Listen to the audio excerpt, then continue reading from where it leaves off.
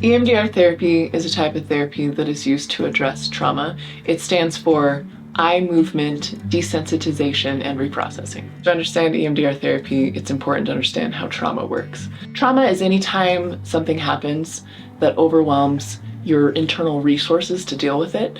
So one event could be perceived as traumatic to one person, but not to another person. So it comes down to how you processed that particular event. As a visual, I think about an hourglass, how our everyday life experiences get broken down and made sense of. But trauma is like a rock. It's not going to be able to pass through the neck of this hourglass. It's too big and it gets stuck, and there's something about this that's supercharged. And so now anything that reminds us of this moment is going to activate either those feelings or that sensation of I'm not safe. That's trauma time. Again, back in that perspective of when this event happened. Anytime there's big reactions emotionally to a present day event, it's likely that that is tied back to an earlier moment. It's not so much about what's going on, it's about this difficult thing that happened in the past. Our body has a natural way of processing. We do this when we're asleep, when we're dreaming. Our eyes actually do go back and forth when we're in REM cycle. This natural way of working through things is sufficient, but not for things that were so big and so complicated and so emotionally charged.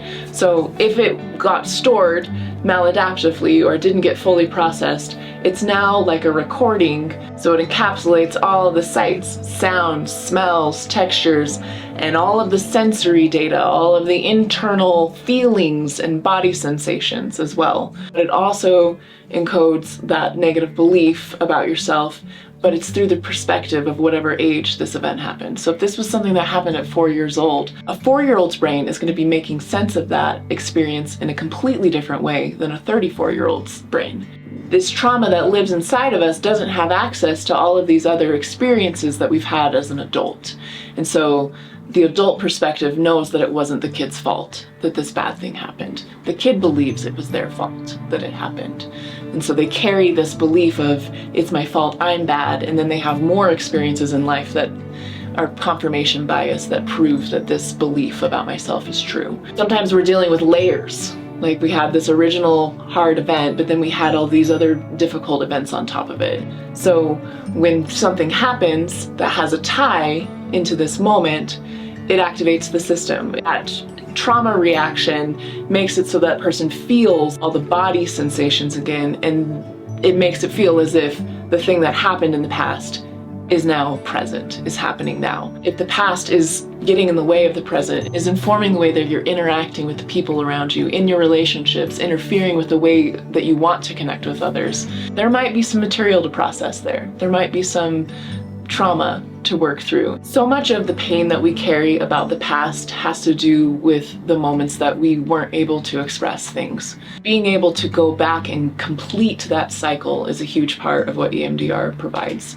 It's almost like there's a continuum of time, and being able to do it now in the present solves or resolves the pain of the past. We can't change what happened. We can't change that event happened, but we can change our relationship to it. We can change how it lives inside of us.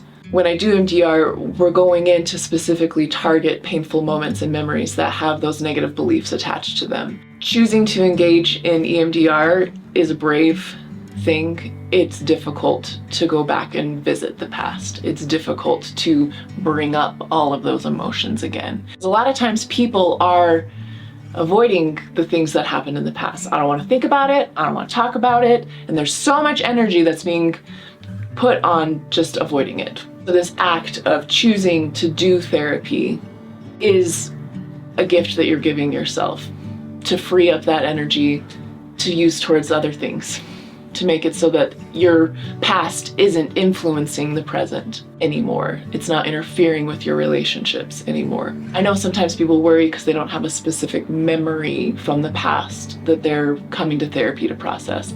And that's not actually necessary. There's implicit memory and explicit memory. Sometimes events that happened over and over, such as childhood neglect, it's not just the one time that you didn't get food or that you got ignored. It's the compilation of all of those moments of neglect. EMDR is the way to get into that memory network to process so that this trauma can get unstuck and can get connected in with the adaptive material of an adult perspective on the situation to pull us out from that 4-year-old's perspective into that 34-year-old's perspective, understanding it more holistically with the full brain development that a person currently has as an adult. We use bilateral stimulation to help all parts of the brain be active in this reprocessing. Basically, if you were to divide your body in half, we're going to be activating the right side, left side, alternate back and forth. As the name suggests, eye movements is one of the ways to do that. By looking to the left, I'm activating the right side of my brain, and vice versa. If I'm looking to the right, I'm activating the left side of my brain. So eye movements, either by the therapist moving their arm back and forth to allow the person's eyes to follow the hand, or by using a light bar that travels back and forth. We can also do it tactily, either by the therapist tapping the tops of someone's hands or by holding buzzers that are buzzing. We can use hearing as well, having headphones that have sound that go between the right ear and the left ear. You can also use a combination approach. With some brains, that's very helpful to have more than one type of bilateral stimulation going on during a reprocessing session. When I work with adults, I give them the menu of options, and often they will choose the type of bilateral that they're most comfortable with, or a combination of bilateral that works for them. When I do EMDR with children, I use more playful forms of bilateral stimulation. So this can include a light-up wand that they follow with their eyes, or light-up drumsticks, because they're activating alternate sides of their body. By beating the drumsticks on a yoga ball, painting on tops of hands with paintbrushes, moving back and forth on a balance board, moving a slinky between two hands. All of these are going to be stimulating the right and left sides of the body, and it does the same thing as far as bilateral stimulation. EMDR is an evidence-based approach for treating trauma, and is a way to help your nervous system to calm down, so that we're not in trauma time, so that we're not reacting to the situations through the trauma lens or the past. By reprocessing that trauma, it frees up so much space to live fully in the present.